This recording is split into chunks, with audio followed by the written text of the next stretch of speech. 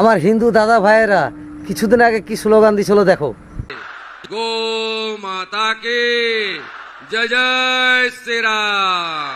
আবার কিছুদিন পরে দেখো কিভাবে কান্না করছে। আমরা মুসলিমরা মাংস খাওয়া ছেড়ে দিয়েছি এই জন্যে। পয়সা পাওয়া যাচ্ছে রেখা তো ও গরু লাগাচ্ছে, কোন আক্কেলে ও খাওয়া দিতে পারবে? একটাল গোবর ফেলতে পারবে? ও 1 লাখ টাকা করে পাবে, আমরা কি পাবো? আমরা কি স্বামীকে খাওয়াবো? আমরা কি স্বামীকে খাওয়াবো? আমরা বাচ্চা কাচ্চাকে কি খাওয়াবো? ও তো বাচ্চাকে হোস্টেলে দিয়ে মানুষ করাবে, আর আমরা কি দিয়ে মানুষ করাবো? আমরা খেতে খাই, গোবর ফেলে খাই, এই তো খাকাল ধুয়ে এসছি। আমরা ছেঁড়া জামা পরে ঘুরে বেড়াই, আমরা ভদ্রভাবে নয়, আমরা লেখাপড়া জানি না। ও কি ও তাদের সরকারকে বলো আমাদের এবারটা মুখ করে দিতে বলো।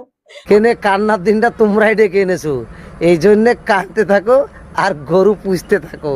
কথাগুলো শুনতে তিতো লাগলেও এটাই কিন্তু বাস্তব। ভারতবর্ষ গণতান্ত্রিক দেশ, যার যা খুশি সে তা করতে পারে, যার যা রুচে সে তা খায়। এখানে কোনোদিন কোনো সরকার বাধাবিঘ্ন করেনি, এই প্রথমবার হলে বাধাবিঘ্ন। গরুর জন্ম সার্টিফিকেট মানে গরুর জন্ম সার্টিফিকেট, সে গরুর নাম কি রাখবে?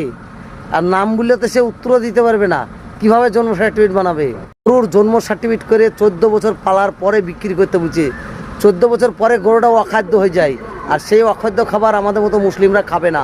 কে করো হিংসা করো না, সবাই আমরা একটাই ধর্ম। প্রথম যে মানুষ, তারপরে বিভিন্ন দিক যাও। প্রথম ভাবো যে আমরা মানুষ, সবাই রক্ত মাংস করা মানুষ। পৃথিবীতে 18,000 মাখলুকাত পাঠিয়েছে, প্রত্যেককে খাই বলে প্রত্যেক জিনিস কন্ট্রোলে থাকে। প্রত্যেক জিনিস যদি না খাতো না, কন্ট্রোলে থাকতো না। প্রত্যেক যে জিনিসটা খাবে না সে জিনিসটা অতিরিক্ত বাড়তি হয়ে যেত। এই জন্যে 18,000 মাখলুককে প্রত্যেকটা জিনিসকে খাওয়ার রুচি দিয়েছে।